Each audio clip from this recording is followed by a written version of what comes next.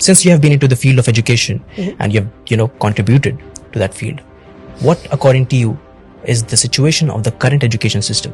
Okay, very interesting question, and this might take like 5 minutes for me to answer this question. No worries, all yours. I think let me divide this into 4 to 5 points. I think पहला तो ये कि जो हमारे पास आज education system हमारे India में है, क्या ये हमारा अपना एजुकेशन सिस्टम है? Sadly no. This education system was left behind by the Britishers. British ने जो एजुकेशन सिस्टम हमें दिया है वही आज हमारे पास है, with little changes in it. अब ब्रिटिश की एजुकेशन सिस्टम करती क्या है? ये एजुकेशन सिस्टम बनाता है जॉब सीकर्स, ये एजुकेशन सिस्टम बनाता है कॉर्पोरेट स्लेव्स. तो ब्रिटिश ने एक ऐसा एजुकेशन सिस्टम लाया, ऐसे लोग मिल सके जो उनको क्वेश्चन ना कर सके, ऐसे लोग मिल सके जो क्रिटिकल थिंकिंग ना कर सके. तो ब्रिटिश की एजुकेशन सिस्टम आपको कॉर्पोरेट स्लेव्स बनाती है, ब्रिटिश की एजुकेशन सिस्टम हमें जॉब सीकर्स बनाती है. But India today needs job providers. दूसरी जो गड़बड़ी हमारे एजुकेशन सिस्टम में क्रीप कर गई वो ये कि हमने पूरी एकेडमिक्स को पास और फेल के मयार पे लाके खड़ा कर दिया. इंटरेस्टिंग.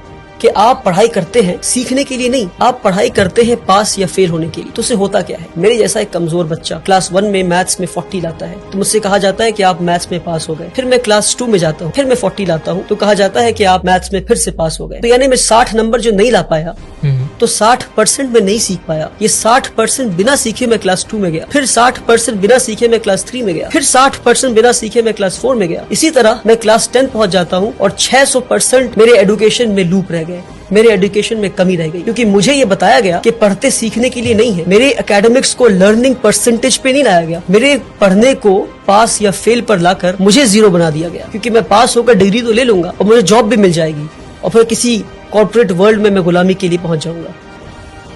तो एकेडमिक्स को पास और फेल से निकालना होगा बाहर हमें और लर्निंग परसेंटेज पे लाना होगा. किसी ने 40 लाया तो 40% सीखा आपने, 60% नहीं सीखा आपने. सीखे फिर आगे बढ़े, जितना सीख सकते हैं सीखे अपने कैलिबर के हिसाब से, फिर आगे बढ़े. अगर आप 99 लाते हैं तो 99% सीखा आपने, आप टॉप नहीं कर गए.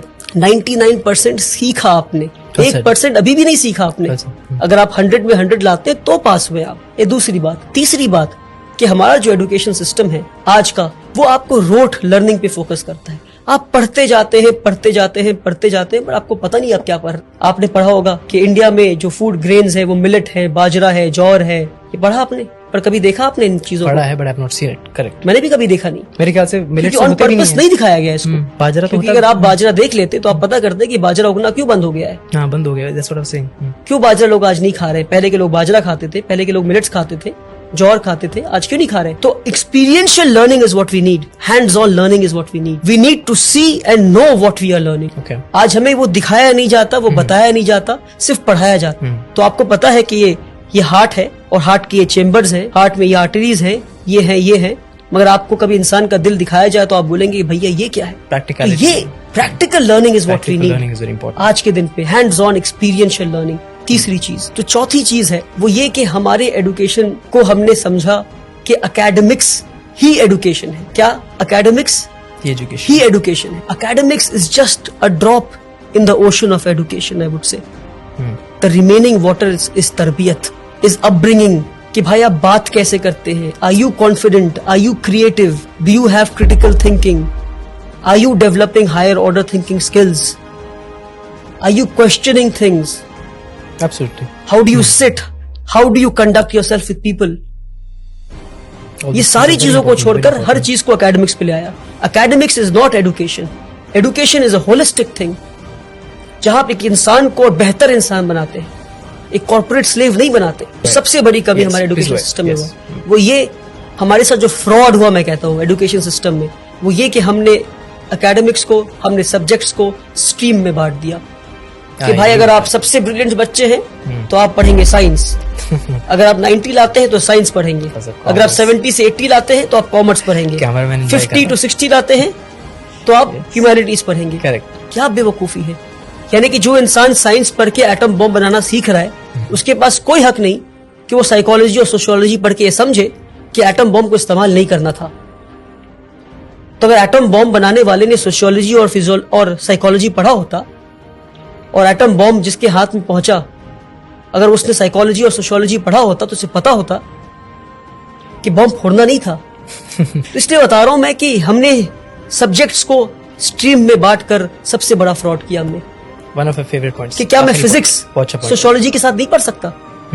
क्या मैं केमिस्ट्री हिस्ट्री के साथ नहीं पढ़ सकता? क्यों नहीं पढ़ सकता? अच्छा, कि अगर मैं आखिरी बात, अगर हाँ, मैं please. साइंस पढ़ रहा हूं मैं, तो क्या मेरे पास हक नहीं कि मैं अकाउंट्स भी पढ़ूं मैं? तो आज जरूरी But है you're an expert multi of one thing. Disciplinary learning का।